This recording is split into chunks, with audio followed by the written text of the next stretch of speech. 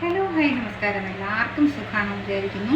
ഇന്ന് വഴുതനങ്ങ കൊണ്ടൊരു മോരുകറി, നല്ല ടേസ്റ്റി ആയിട്ടുള്ള കുട്ടികളും മുതിർന്നവരും ഒക്കെ ഒരുപോലെ കഴിക്കുന്ന ഒരു മോരുകറി. ഇതെങ്ങനെയാണെന്ന് നോക്കിയാലോ. നല്ല ടേസ്റ്റാണ് കേട്ടോ.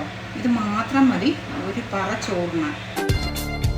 വഴുതനക്കറി ഉണ്ടാക്കാനായിട്ട് 3 വഴുതനങ്ങ എടുത്തു വെച്ചിട്ടുണ്ട്. ഇതിനെ നമുക്ക് കട്ട് ചെയ്തെടുക്കാം. കട്ട് ചെയ്യുന്ന തീരെ കുഞ്ഞായിട്ടങ്ങ് കട്ട് ചെയ്യണ്ട, ഇത്ര കട്ട് ചെയ്യും.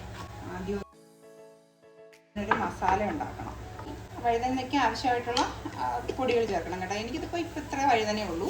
മുളക് പൊടി, ഗരം മസാല, ഒരല്പം 1 ടേബിൾ സ്പൂണൊക്കെ മതി ഓയില്.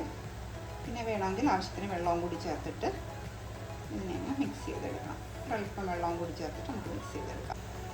ഇതിനെ തേച്ച് പിടിപ്പിക്കുക. അപ്പോൾ ഞാൻ എല്ലാം നന്നായിട്ട് മസാല പുരട്ടി വെച്ചിട്ടുണ്ട്. ഒരു 10 മിനിറ്റ് ഇങ്ങനെ ഇരിക്കട്ടെ കേട്ടോ. ഇപ്പോൾ ഒരു പാൻ എടുപ്പത്ത് വെച്ചിട്ടുണ്ട്. പാനിലേക്ക് കുറച്ച് ഓയിലും ഒഴിച്ച് കൊടുക്കാം. നമ്മുടെ വഴുതന ഒന്ന് ഫ്രൈ ചെയ്തെടുക്കേണ്ടത്. ഓയിൽ ഇപ്പം ചൂടായി വന്നിട്ടുണ്ട്. ഇനി ഈ ചൂടായ പാനിലേക്ക് നമുക്ക് കേട്ടോ ഇത് 2 വശം തിരിച്ച് മറിച്ച് വിട്ട് നന്നായിട്ടങ്ങ് ഫ്രൈ ചെയ്തെടുക്കാം നമുക്ക് തന്നെ. അപ്പോൾ എല്ലാം തിരിച്ചിട്ടിട്ടുണ്ട്. ഇനി അവിടെ നിന്ന് ഫ്രൈ ആവുന്ന സമയത്ത് നമുക്ക് 1 കപ്പ് തൈര് ഞാൻ എടുത്ത് വെച്ചിട്ടുണ്ട്. കട്ടയൊന്നുമില്ലാതെ ഉടച്ചെടുക്കാം. ഡയറക്റ്റായിട്ട് ഇട്ട് വേണമെങ്കിലും എടുക്കാം.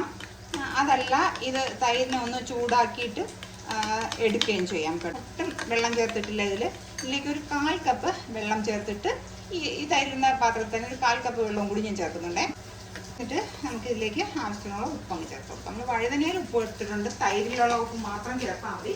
മലതവ കൂടി പോകുകയാണെന്നുണ്ടെങ്കിൽ ഒരല്പം തൈരും കൂടി അങ്ങ് ചേർത്താലും മതി. ഫ്രൈ ആയി വന്നിട്ടുണ്ട്. ഇപ്പോൾ നമുക്ക് നോക്കാം എന്തായിരുന്നു.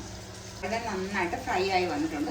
ഒരു പാൻ എടുപ്പത്ത് വെച്ചിട്ടുണ്ട്. പാനിലേക്ക് ഓയിൽ ഒഴിച്ച് കൊടുക്കാം. കടുക് ഇട്ട് കൊടുക്കാവേ. കടുകൊക്കെ പൊട്ടി തുടങ്ങിയിട്ടുണ്ട്. ഉലുവയും കൂടെ ഇട്ട് കൊടുക്കാം കേട്ടോ. എന്നിട്ട് ചെറിയ ഉള്ളി ഒന്ന് നന്നായിട്ട് മൂക്കണം കേട്ടോ.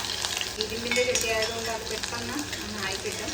അതുകൊണ്ട് ഇതെല്ലാം കഴിഞ്ഞതിന് ശേഷം ഗ്യാസ് ഓഫ് ചെയ്തിട്ട് നമുക്ക് ബാക്കിയുള്ള പരിപാടികൾ ചെയ്താൽ മതി.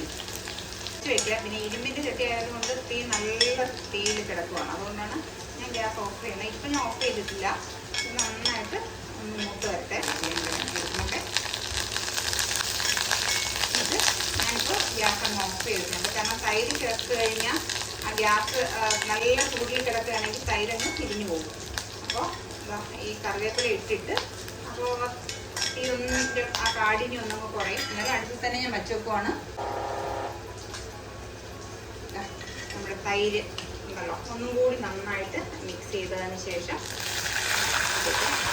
ഇനി നമ്മൾ ഫ്രൈ ചെയ്ത് വെച്ചേക്കുന്ന വഴുതന പൊടിയൊന്നും ഇടണ്ട കേട്ടോ. നിങ്ങൾക്ക് നല്ല തിക്കായിട്ടുള്ള ഗ്രേവി ആയിട്ട് വേണമെങ്കിലും എടുക്കാം. അതല്ല നിങ്ങൾക്ക് ലൂസായിട്ട് വേണമെങ്കിലും എടുക്കാം. ഞാൻ ഇത്ര ലൂസായിട്ട് ഒഴിച്ച് കറി പോലെ ആക്കിയിട്ടാണ് ഞാൻ എടുക്കുന്നത്. നിങ്ങൾക്ക് ഇഷ്ടമാവുകയാണെന്നുണ്ടെങ്കിൽ ഒന്ന് ലൈക്ക് ചെയ്യാനും ഷെയർ ചെയ്യാനും സബ്സ്ക്രൈബ് ചെയ്യാനും മറക്കല്ലേ.